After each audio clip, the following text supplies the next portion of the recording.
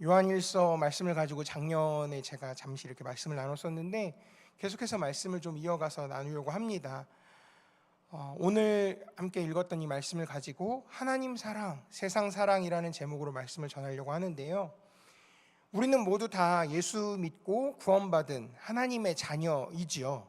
그런데 이런 하나님의 자녀들에게 있어서 하나님을 사랑한다 라고 말하는 이 문제는 굉장히 까다로운 문제입니다.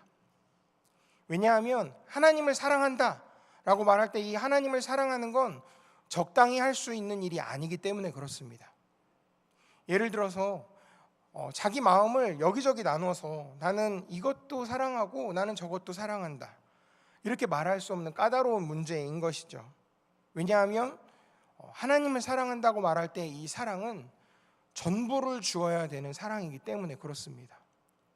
나눌 수도 없고요. 그리고 이 사랑에는 다른 잡된 것이 섞여서도 안 되는 순수한 것을 우리 주님께 드려야만 하나님이 받으시기 때문에 그래서 까다로운 것입니다. 마태복음 22장 37절에 하나님이 이렇게 말씀하셨거든요. 내 마음을 다하고 목숨을 다하고 뜻을 다하여 주 너의 하나님을 사랑하라. 너무 잘 아시는 말씀이죠. 근데 마음과 목숨과 뜻 이 세 가지 다 얘기한 건 우리 전부를 다 드리라는 말을 이제 풀어서 설명을 한 내용인 겁니다. 마음과 목숨과 뜻 가지고 있는 모든 것을 다 드려서 하나님께 사랑을 바쳐야 된다라는 이야기인 거죠. 그러니까 나의 인격을 송두리째 전부 다 드리는 사랑을 하나님께 드려야 된다. 바로 이것입니다. 여기에 대해서는 틀림없는 반드시 분명한 사실인 겁니다. 근데 이렇게 하나님께서 우리가 사랑을 드릴 때 하나님이 우리의 그 순수한 사랑, 순전한 사랑을 받기 원하시는 분을 사랑한다는 건 굉장히 까다로운 문제라는 거죠. 그래서 예수님과 우리 관계를 이렇게 예를 들어 설명할 때 이렇게 예를 들기도 하죠. 정절의 서약 같은 걸로 또 혹은 부부관계처럼 이렇게 설명을 하기도 합니다. 인생을 그냥 평균적으로 잡아봤을 때 80년 산다고 하는데 남녀가 만나서 결혼하는 일에도 이 사람이 과연 나하고 마음이 잘 맞을까? 나하고 생각이 잘 맞을까? 함께 결혼해서 함께 살 때 정말 이것이 시너지가 될 것인지 아니면 오히려 마이너스가 될 것인지 고민하고 몰두하고 심각하게 고민하면서 이렇게 사는데 우리의 인격과 우리 마음을 순수하게 모두 다 받기를 원하시는 하나님을 놓고 하나님께 하나님 사랑합니다 라고 고백할 때 이걸 적당히 입으로 때우는 그냥 말로만 사랑하는 그런 사랑으로는 안 된다라는 얘기인 것이죠. 그런데 우리에게는 사실 성도 여러분 심각한 문제가 하나 있습니다.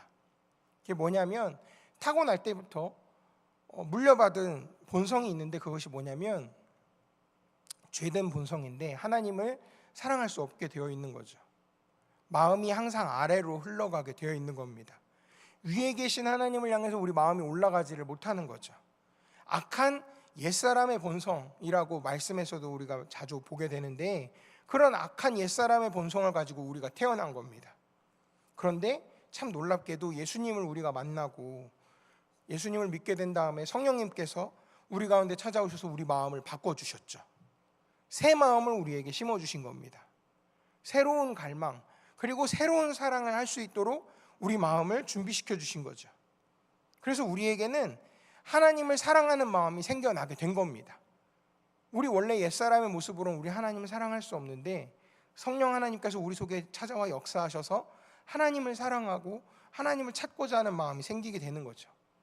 근데 문제가 여기서 해결되는 것이 아니고 하나님을 사랑하는 새 마음이 내 안에 생겼는데 옛 마음도 같이 남아 있다는 겁니다. 하나님을 사랑하는 새 마음이 생겼다고 해서 세상을 사랑하는 옛 마음이 그대로 마음 구석에 그냥 남아있게 되는 겁니다. 그래서 사도 바울도 얘기하기를 하나님을 사랑하는 새 사람과 세상을 사랑하고 싶은 옛 사람이 내 속에서 자주 갈등을 일으키고 싸운다라고 이렇게 표현하기도 했었습니다. 그래서 종종 보면 하나님 사랑하려고 하는 마음을 이렇게 밀어내려고 하고 누르려고 하고 우리의 모든 것들을 세상으로 향하게 만들려고 하는 그런 무서운 유혹들이 우리에게 종종 찾아올 때가 있는 겁니다.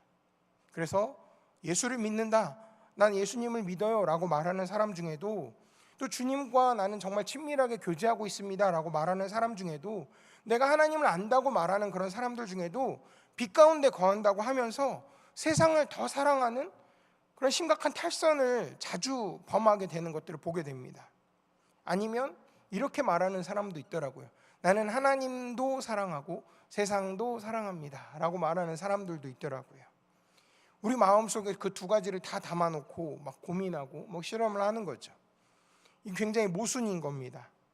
근데 이런 모순투성이인 우리를 향해서 오늘 우리가 함께 읽은 이 말씀은 절대로 그러면 안 된다라고 엄하게 경고하는 것을 우리가 볼 수 있게 되는 겁니다.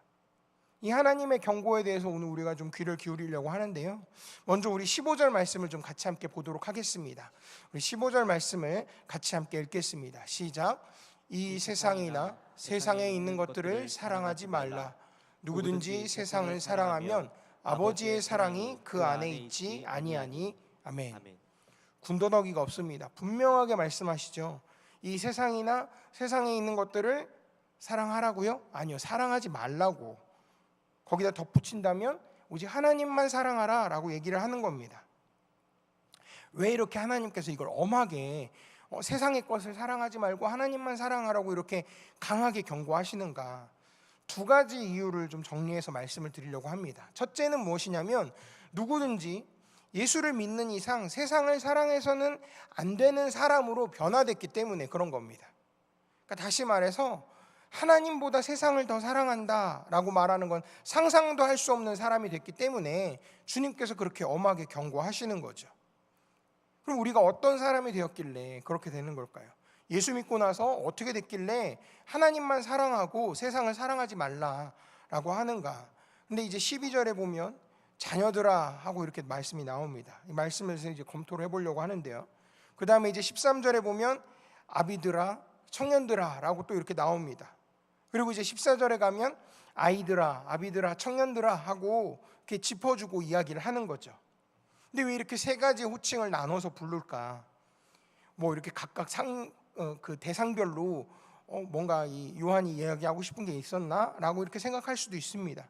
근데 이것을 이제 설명하기에 따라서는 여러 가지 이렇게 연구하시는 분들이 여러 가지로 연구하는 경우가 있습니다. 대략 한 6, 7가지 정도 되는 것 같은데요. 근데 오늘 우리가 보려고 하는 건 다 통합적으로, 모든 사람들을 통합적으로 호칭하는 걸로 함께 좀 보려고 합니다. 그러니까 어린아이부터 어른까지, 그러니까 갓난아이부터 나이 많이 먹은 어르신들까지 다 포함해서 전부 다 부르는 그런 이름인 겁니다. 그러니까 예수 믿는 사람들을 모두 다 통틀어서 얘기를 해주는 거죠. 이 내용 속에서 볼 수 있는 중요한 거 3가지가 이겁니다. 첫째는 너희 죄가 그의 이름으로 사함을 얻었다 라는 내용이고요. 두 번째는 태초부터 계신 하나님을 알게 되었다. 그리고 세 번째는 악한 자를 이겼다 라는 내용이 지금 방금 전에 봤던 12절, 13절, 14절에 그 내용이 나오고 있는 겁니다. 이게 바로 복음의 중요한 기본 요소인데요. 우리는 예수님을 통해서 이제 하나님을 알게 됐죠. 하나님이 얼마나 우리를 많이 사랑하시는지 예수님을 통해서 우리가 그 사랑을 깨달아 알게 되었다라고 봅니다. 하나님이 얼마나 무한한 사랑을 가지고 우리를 사랑하시는 아버지가 되어주시는지 예수님을 통해서 알 수 있게 된 거죠. 그래서 그렇게 알게 됐기 때문에 우리는 하나님을 향해서 거침없이 아버지라고 부르면서 하나님께 언제든지 뛰어나갈 수 있는 그런 담력을 얻게 되었다라고 말씀에서 표현하고 있죠. 사랑하는 성도 여러분, 우리는 예수 그리스도의 그 십자가의 죽으심으로 그 귀중한 피로 우리 모든 죄를 용서받고 다시는 정죄함을 받지 않는 거룩한 하나님의 자녀가 됐습니다. 그렇기 때문에 우리는 예수님 때문에 모든 죄가 용서받았다는 확신이 있는 거죠. 예수님께서 죽음을 이기시고 3일 만에 부활하셔서 우리는 예수님과 함께 사탄의 권세에서 자유함을 얻은 하나님의 백성이 된 겁니다. 그래서 우리는 사탄을 이겼습니다. 우리는 귀신을 두려워하지 않는 거죠. 우리는 우상 숭배하는 사람들처럼 귀신에게 벌벌 떨면서 끌려가는 그런 존재가 아니라는 거죠. 귀신이고 사탄이고 사실 별거 아닌 겁니다. 예수 이름 한마디만 하면 다 물러가는 줄 우리가 알고 있고 믿고 있는 거죠. 왜 그런가 하면 우리 모두는 이미 예수님과 함께 승리한 하나님의 백성들이기 때문에 그런 겁니다. 우리가 이런 은혜를 다 받은 겁니다. 그래서 본문에도 보면 너희가 악한 자를 이겼다, 너희가 흉악한 자를 이겼다라고 말씀하고 있는 겁니다. 이때 이 악한 자, 흉악한 자는 사탄을 얘기하는 거예요. 우리는 사탄을 이긴 겁니다. 우리가 예수님을 믿음으로 말미암아 말이죠. 그리고 우리가 예수님을 믿음으로 하나님을 알았고, 우리가 예수님을 믿음으로 죄사함을 받았죠. 또 어떻게 됐습니까? 예수 믿음으로 악한 자를 이겼다. 이 세 가지 내용, 알았다, 사함받았다, 이겼다, 이건 전부 다 과거 완료 동사입니다. 이게 뭘 의미하냐면 한때 앓은 걸로 끝나는 게 아니고요, 지금도 바로 그 삶을 통해서 나타나는 계속적인 은혜를 우리가 받고 있다라는 이런 뜻인 겁니다. 악한 자를 이겼다는 그 승리의 놀라운 능력이 지금도 계속해서 우리 가운데 계속 매일 매 순간 체험이 되고 있다는 거죠. 예를 들면 이런 겁니다. 우리는 하나님을 아버지로 알고 하나님을 섬깁니다. 근데 그 다음부터는, 아버지로 알게 된 다음부터는 그거 한 번으로 딱 끝난 게 아니고 계속 우리는 매일 매 순간 기도할 때마다 하나님을 아버지라고 부르면서 하나님과 아버지와 자녀의 관계처럼 교제할 수 있는 은혜를 누리게 됐죠. 계속적으로 하나님과 교제를 나누면서 매일 매 순간 하나님을 체험할 수 있게 된 겁니다.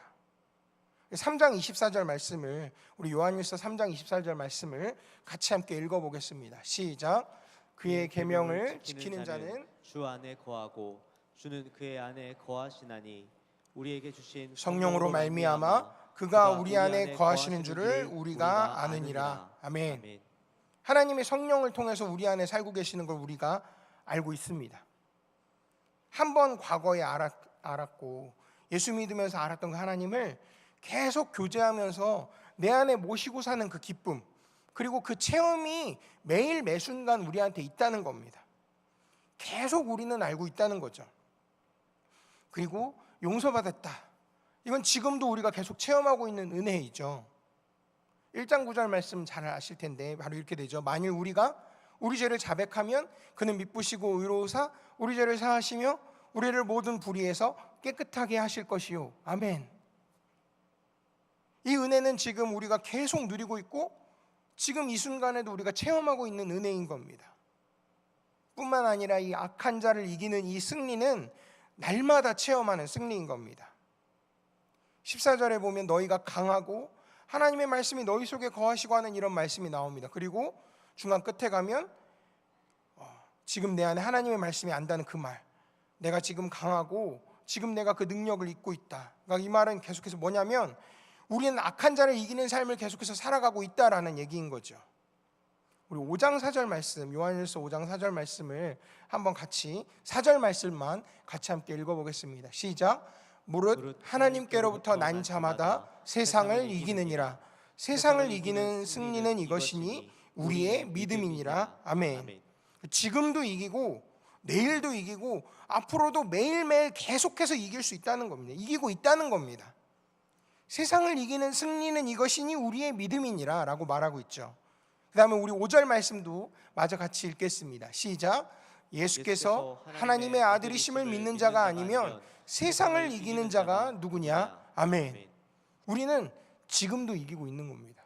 계속해서 이기고 있는 상황인 거죠. 그러니까 하나님을 아버지로 알게 된 우리가, 모든 죄 씻음 받은 우리가, 악한 자를 이기는 힘을 얻은 우리가 어떻게 하나뿐인 내 마음을 이렇게 좋으신 하나님, 이렇게 좋으신 예수님께 드리지 않겠습니까? 어떻게 세상에다 이 마음을 줄 수 있겠어요? 이 은혜가 우리의 반응을 불러일으키죠. 그리고 우리가 얻은 이 특권은 책임을 느끼게 합니다. 우리는 하나님을 알았고 또 우리는 죄사함을 받았고 또 우리는 승리자라는 겁니다.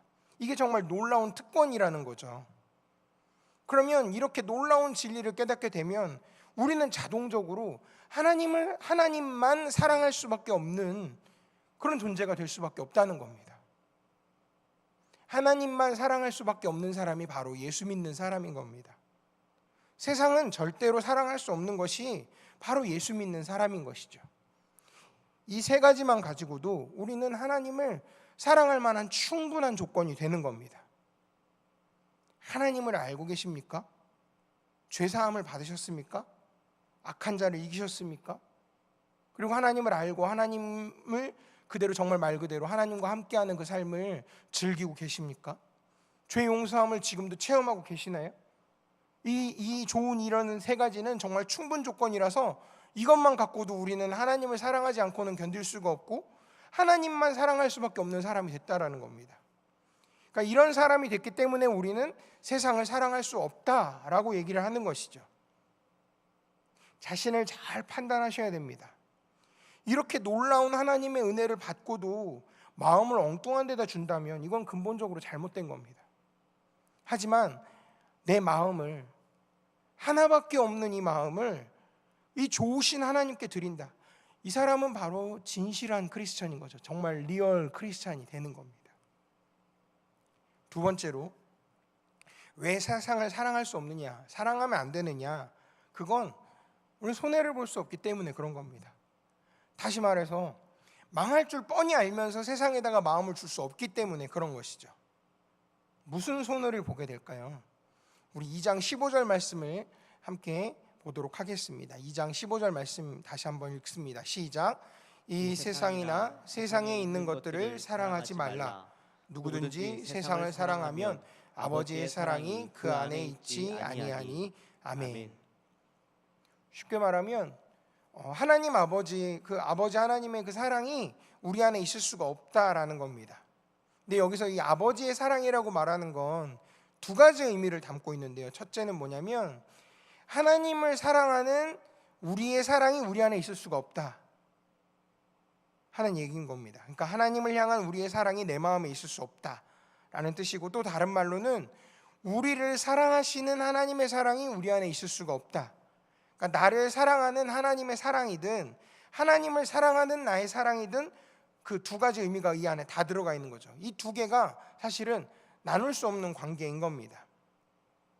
정말로 우리 안에 나를 사랑하시는 그 하나님의 깊은, 정말 그 뜨거운 사랑을 느끼고 계십니까? 근데 이 사랑을 느끼고 있으면 자기도 모르게 하나님을 사랑할 수밖에 없는 거예요. 그렇지만 하나님이 나를 얼마나 사랑하시는지 느끼지 못하는 사람은 결국 하나님도 사랑하지 못합니다. 이 두 가지가 마찬가지인 겁니다. 내가 하나님을 진작에 알고 사랑해서 하나님께 내 마음을 드리는 자에게는 하나님께서 가만히 계시지 않는다는 거예요. 그 마음에 자기의 사랑을 더 풍성하게 부어주시는 거예요, 하나님께서. 그래서 하나님을 향한 사랑이든 나를 향한 하나님의 사랑이든 간에 이 아버지의 사랑, 이것이 세상을 사랑하는 자의 마음에는 이게 들어올 수가 없다는 겁니다. 이거 굉장히 큰 손해인 겁니다. 근데 오늘 본문을 보니까 세상을 사랑하는 것과 하나님 사랑하는 건 서로 배타적이라고 얘기를 합니다. 하나를 받아들이면 다른 게 이제 쫓겨나는 거죠. 내가 세상을 사랑하면 하나님 사랑이 떠나가는 겁니다. 하나님의 사랑을 내가 내 마음에 담으면 세상 사랑이 떠나는 겁니다. 영혼에는 진공이라는 게 있을 수가 없어서요, 하나님의 사랑이 내 영혼을 채우면 세상 사랑이 들어올 수가 없는 거죠. 그리고 세상 사랑이 채워져 있으면 하나님의 사랑이 들어올 수가 없는 겁니다. 이 사실을 예수님께서 마태복음 6장 24절에서 이걸 너무 분명하게 선명하게 말씀하고 계십니다.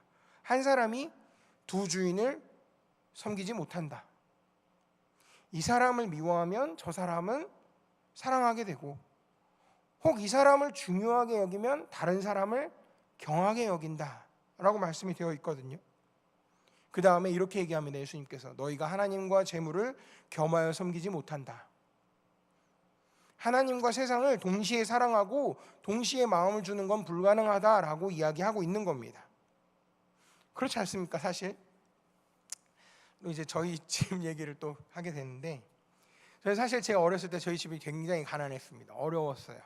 그래서 집 안에 화장실이 없었어요. 밖에 있었거든요. 그렇게 막 나가서 이제 볼일을 봐야 되는 그런 상황, 굉장히 가난하고 힘들게 살다가 제 동생이 태어날 때쯤에서 이제 집안 상황이 조금씩 나아지기 시작을 했었습니다. 그래서 지금은 나름대로 이제 편안한 삶을 살 수 있게 됐는데, 굉장히 집안의 재정이나 이런 상황들이 어렵고 힘들 때는 사실 부모님이 하나님께 예물을 드리거나 하나님을 섬기는 일에 대해서 거리끼는 게 없었어요. 그냥 가지고 있는 것들이 있어도 하나님께 드리는 것이 거침이 없으셨거든요. 그런데 재정이 늘어나고 재정이 이제 운영되는 가게의 재정이 운영되는 규모가 커지면서 뭐 이제 부모님의 표현을 빌자면 나가는 곳이 많아지니까 하나님께 예물 드리는 것이 조금 더 신경 쓰이게 되더라. 그런 얘기를 하실 때가 있었습니다. 돈이 조금 모이게 되면 나도 모르게 돈으로 그 마음이 가버리는 거죠. 돈을 많이 가진 사람일수록 하나님께 뭘 드린다, 막 딱 떼어내서 나의 재산을 정말 크게 딱 떼어내서 하나님께 드려야 하거나 이런 일들을 하는 것들을 거의 하시는 분들을 참 보기가 많이 어렵습니다. 왜냐하면 마음이 돈에 많이 휩쓸려 가기 때문에 그런 것 같아요. 내가 돈에 마음을 주면 하나님께 마음을 못 드리게 되고, 내가 하나님께 마음을 드리면 돈에 마음을 줄 수 없는 게 우리 입장인 겁니다. 이 둘이 서로 배타적인 것이죠. 그런데 성도 여러분, 예수님을 믿는다고 하면서 하나님을 사랑하지 않는다, 이건 굉장히 손해가 크다고 말씀을 드렸죠. 이건 흔히 말하는 이제 사자성어로 배은망덕이 되는 겁니다. 하나님을 대척하는 자리에 서게 되는 것이죠. 하나님을 사랑하지 않는 자의 마음속에 평안이 있겠습니까? 그 마음에 기쁨이 있을까요? 진정한 행복이 있습니까? 오늘날 우리 주변을 보게 되면 얼마나 많은 사람들이 예수님을 믿는다라고 말하면서도 마음을 하나님께 드리지 않고 세상에다 두었다가 자기도 망하고, 자기만 망하면 모르겠는데 다른 사람도 망치는 어리석고 바보 같은 인간들이 우리 주변에 얼마나 많은지 모르겠습니다. 근데 그런 손해를 보고서도 세상을 사랑합니다. 그런 손해를 보고도 하나님보다 세상을 더 많이 사랑하는 거죠. 이게 있을 수가 없다는 얘기인 겁니다. 하나님의 사랑이 얼마나 귀한지 모르잖아요. 우리가 그 사랑을 마음에 갖고 주님을 향하면 주님께서 우리에게 축복해 주신다라고 하셨거든요. 출애굽기 20장 6절에 10계명에 아주 유명한 말씀이 있죠. 나를 사랑하고 내 계명을 지키는 자에게는 몇 대까지요? 1000대까지 은혜를 베푼다. 자자손손 하나님께서 책임져 주시고 은혜를 주시겠다는 이 축복을 마다하고 돌아서서 아무것도 주는 게 없고 나중에는 나도 망치고 자식까지도 망칠 수 있는 세상을 사랑을 합니다. 어떻게 그런 손해를 뻔히 알면서 그렇게 할 수가 있을까요? 어떻게 그 손해를 내가 그대로 감수를 하겠습니까? 그런 바보 같은 일을 할 수가 없기 때문에 그런 것이죠. 또 우리가 어떤 손해를 보는가 하면요, 우리 16절 말씀 같이 함께 읽도록 하겠습니다. 16절입니다. 시작. 이는 세상에 있는 모든 것이 육신의 정욕과 안목의 정욕과 이생의 자랑이니 다 아버지께로부터 온 것이 아니요 세상으로부터 온 것이라. 아멘. 육신의 정욕, 안목의 정욕, 이생의 자랑, 이거 하나님이 주신 게 아니라 세상이 우리에게 주는 것이다라고 지금 말하고 있죠. 근데 여기서 말하는 이 세상은 일반적인 그런 자연 만물을 얘기하는 게 아니고요, 악한 세력에 의해서 지배를 당하고 있는, 그러니까 망가지고 무너져 있는 그런 사회를 얘기를 하는 겁니다. 그래서 요한일서 5장 19절에 온 세상이 악한 자에게 속해 있다라고 말하거든요. 육신의 정욕, 이게 무엇일까요? 우리 안에 남아있는 옛사람의 본능에서 일어나는 욕망인 겁니다. 그래서 에베소서 2장 3절에 나온 것처럼 육체의 욕심을 따라서 육체와 마음에 원하는 것을 하려고 하는 욕망 이야기하고요, 안목의 정욕은 외관의 미혹당에서, 겉으로 보이는 그 겉모습의 미혹당에서 일어나는 욕망인 겁니다. 흔히 우리가 그러죠. 눈은 마음을 통하는, 그런 마음으로 통하는 문이라고 이야기를 하는데, 눈을 통해서 내 마음의 정욕이 자극을 받아서 일어나는 이런 욕심을 안목의 정욕이라고 하는 겁니다. 물론 이 정욕이라고 하는 게 그 자체가 100% 악이다라고 말하기는 어렵습니다. 이게 사실은 인간 되어짐의 본질이고 삶의 원동력이기도 하거든요. 그래서 무조건 정욕을 이건 죄다, 나쁘다라고만 할 수는 없습니다. 문제는 뭐냐면 이 정욕이 어떤 동기에 의해서 드라이브 되는가, 일어나는가, 좌우되는가 하는 겁니다. 하나님을 사랑하는 동기로 일어날 수도 있어요. 하나님을 기뻐하는 그런 욕구가 있을 수 있거든요. 그러면 이것은 하나님을 기쁘게 하는 수단으로 쓰여질 수가 있습니다. 하지만 세상을 사랑하고 나 자신을 위하는 동기가 이렇게 뒤에서 조종하는 욕구라고 하면 이것은 철저하게 하나님으로부터 우리 마음을 빼앗아서 세상을 사랑하게 만드는 악이 돼버릴 겁니다. 우리가 하나님의 사랑, 그리고 하나님을 사랑하고자 하는 그런 동기에 의해서 나타나는 어떤 욕구, 이런 걸 가지고 있다고 하면 이거는 성령님께서 그것을 구별해낼 수 있는 능력도 주실 겁니다. 구별할 수 있게 해주실 거라는 거죠. 그래서 무엇을 취해야 되고, 어떤 욕구는 취해야 되고, 어떤 욕구는 버리고, 또 어떤 정욕은 가까이 하고, 또 어떤 건 멀리 해야 되는가, 이걸 가릴 수 있는 능력, 이게 바로 어떤 부분에서 우리가 절제할 수 있는가, 이것을 구분하게 해주시는 능력이 또 있다는 것이죠.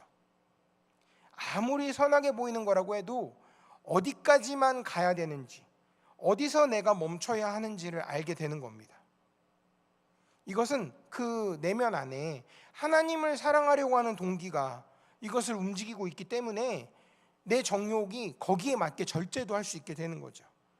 가리기도 하고 분별도 할 수 있는 겁니다. 이건 좋은 거라고 생각을 합니다. 하지만 세상을 사랑하는 그런 동기가 내 정욕 뒤에 숨어 있으면 이거는 절제도 안 되고 선택도 없고 그냥 막 가는 거죠. 하나님을 완전히 떠나서 그 마음을 세상에다 다 주어버리는, 이게 바로 악인 겁니다. 그리고 이생의 자랑, 이생의 자랑은 세상에서 자기 생활 스타일에 대해서 자랑하고 뻐기는 것을 말합니다. 이런 건 아무리 좋아 보이고 행복감을 우리에게 느끼게 해도 철저하게 세상적인 겁니다. 세상이 주는 것이기 때문에 그런 거죠. 하나님이 주시는 것이 아니기 때문에 그렇습니다. 하나님으로부터 오는 것이 아니고 하나님과 관계가 없는 겁니다. 이건 일시적인 환상인 것이죠. 성도 여러분, 하나님이 주시지 않는 것, 그것은 악한 것입니다. 성공하는 거 굉장히 중요하고요, 재물을 이렇게 쌓을 수 있는 것도 중요하지만 이것 때문에 내 마음이 하나님을 떠나서 세상을 사랑하게 됐다면 그건 축복이라고 할 수가 없습니다. 그건 축복이라고 말하면 안 되는 겁니다. 하나님은 그런 축복을 주시지 않지요. 그런 무서운 악의 근본이 돼버릴 만한 그런 거를 축복이라고 하나님께서 주실 리가 없습니다. 이런 안목의 정욕, 육신의 정욕, 이생의 자랑, 이런 것들은 다 세상적인 것이기 때문에 17절에 보면 이렇게 나와 있죠. 이 세상도 그 정욕도 어떻게 된다고요? 지나가되. 다 일시적인 거라는 겁니다. 하나도 우리에게 영원한 가치를 안겨주는 것이 없다는 겁니다. 여기다가 마음을 두면, 조금이라도 마음을 두면 함께 망하는 겁니다. 잠깐은 즐길 수 있을지 모르겠지만 함께 망하게 되는 겁니다. 나중에 망할 것들, 망하게 될 것들을 하나님께서 우리에게 주시지 않죠. 근데 만약에 우리가, 여러분, 재물을 얻으셨나요? 아니면 명예를 얻으셨습니까? 근데 이것 때문에 내 마음이 세상을 향해 가고 있다면 그건 하나님의 축복이라고 말할 수가 없는 겁니다. 하나님은 그런 걸 주시지 않죠. 오히려 내가 성공하고 내가 물질을 쌓으면서 내가 하나님을 더 사랑할 수 있는 사람이 되어지고 그것이 하나님께 영화롭게 되어지는 일이 된다면 그게 바로 하나님께서 주신 축복인 겁니다. 우리는 그런 걸 감사해야 되는 것이죠. 우리가 바로 분별할 수 있어야겠습니다. 같이 망할 것에 왜 마음을 두겠습니까? 뻔히 손해볼 줄 알면서 왜 세상을 사랑하겠습니까? 근데 또 우리가 손해볼 수 있는 게 또 있습니다. 아까 봤던 17절 말씀인데요, 17절 다시 한번 같이 함께 읽겠습니다. 시작. 이 세상도 그 정욕도 지나가되 오직 하나님의 뜻을 행하는 자는 영원히 거하느니라. 아멘. 그러면 정욕대로 살면서 세상을 사랑하면 하나님의 뜻을 행할 수 있을까요, 없을까요? 행할 수 없게 되죠. 하나님의 뜻이라는 것은 지금까지 저희가 이제 1장과 2장을 이렇게 봤는데 요한일서에서 나온 이야기를 다 포함을 하는 겁니다.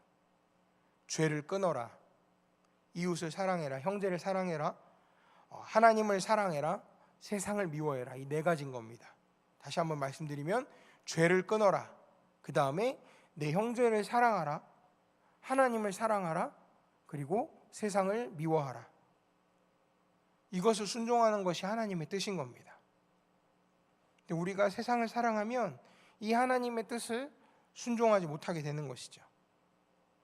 그러면 하나님의 뜻을 행하는 이는 영원히 거하는, 그러니까 영원히 산다는 말인 겁니다. 이거 아마 영원한 나라이신 주님과 더불어서 영원토록 하늘의 축복을 누리는 것을 이야기하는 것이겠죠. 세상을 사랑하면 하나님의 뜻을 행하지 못하게 됩니다. 이런 손해, 이런 극심한 피해를 손바닥 들여다보시 빤히 보이는데 이거 어떻게 세상을 사랑할 수 있겠습니까? 말씀을 마무리하려고 합니다. 왜 우리는 세상을 사랑하지 말아야 될까요? 아까도 말씀드렸지만 첫 번째로 먼저는 세상을 사랑할 수 없는 사람이 됐기 때문에 그런 겁니다. 하나님이 우리 아버지 되시고 죄에서 용서받고 그런 사탄의 그런 통치 아래에서 해방된 우리가 어떻게 세상을 사랑하게 됩니까? 하나님을 사랑할 수밖에 없죠. 그리고 왜 세상을 사랑하면 안 될까요? 끔찍한 손해를 뻔히 볼 줄 알면서 어떻게 그것을 사랑하겠습니까? 어떤 손해를 보게 되냐면 세상이 주는 정욕의 노예가 되어버리는 거죠.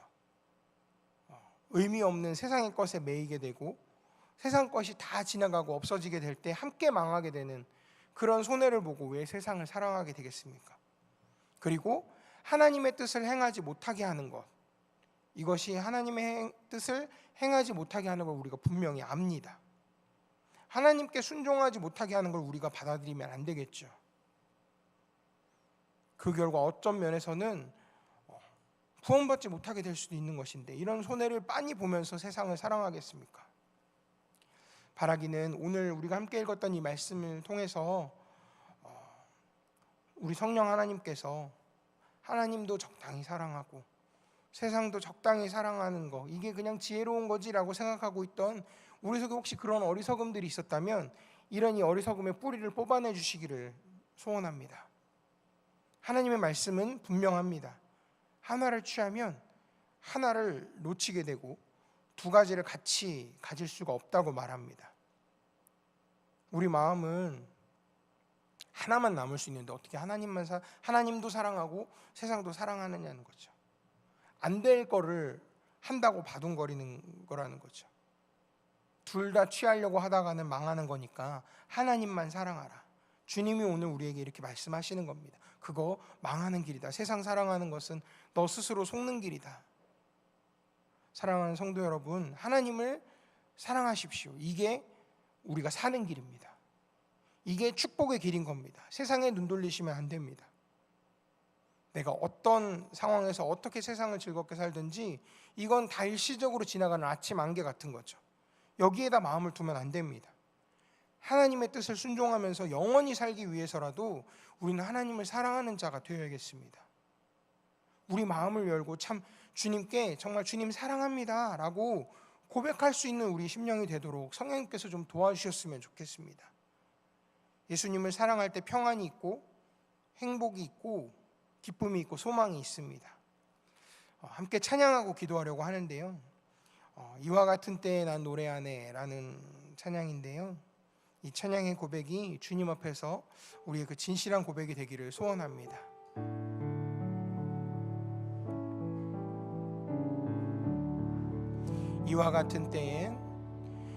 이와 같은 때엔 난 노래하네 사랑을 노래하네 주님께 이와 같은 때엔 손 높이 드네 손 높이 드네 주님께 주님 사랑해요 사랑해요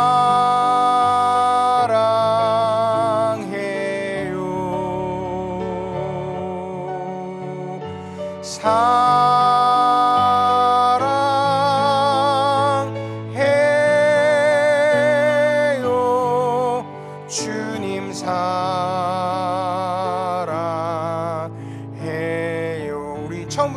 다시 찬양합니다. 이와 같은 때엔, 이와 같은 때엔 난 노래하네, 사랑을 노래하네. 주님께 이와 같은 때엔 손 높이 드네, 손 높이 드네. 주님께, 주님 사랑해요, 주님 사랑해요,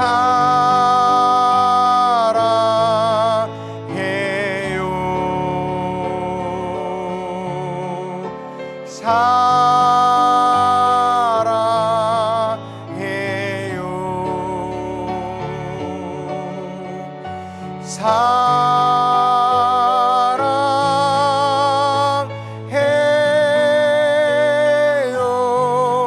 주님 사랑해요.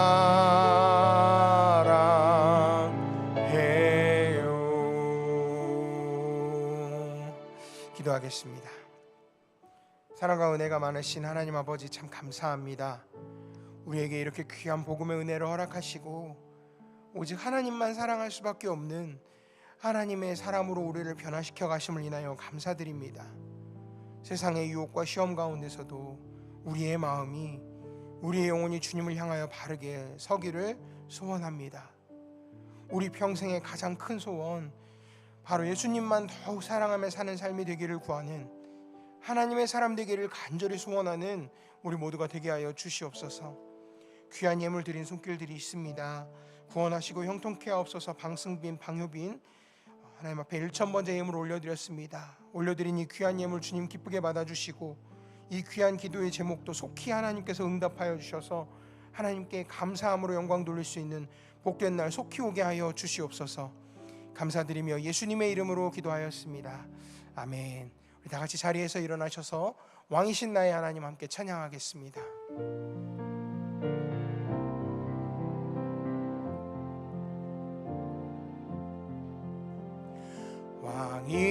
왕이신 나의 하나님, 내가 주를 높이고 영원히 주의 이름을 송축하리이다.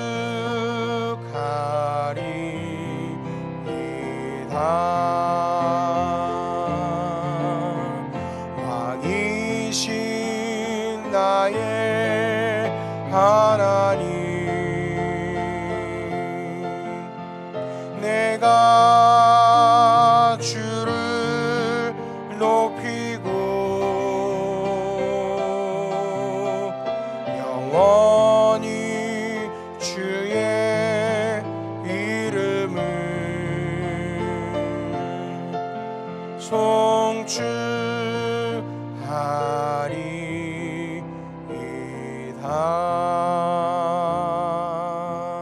주님 가르쳐 주신 기도로 예배를 마치겠습니다. 하늘에 계신 우리의 아버지, 아버지의 이름을 거룩하게 하시며 아버지의 나라가 오게 하시며 아버지의 뜻이 하늘에서와 같이 땅에서도 이루어지게 하소서.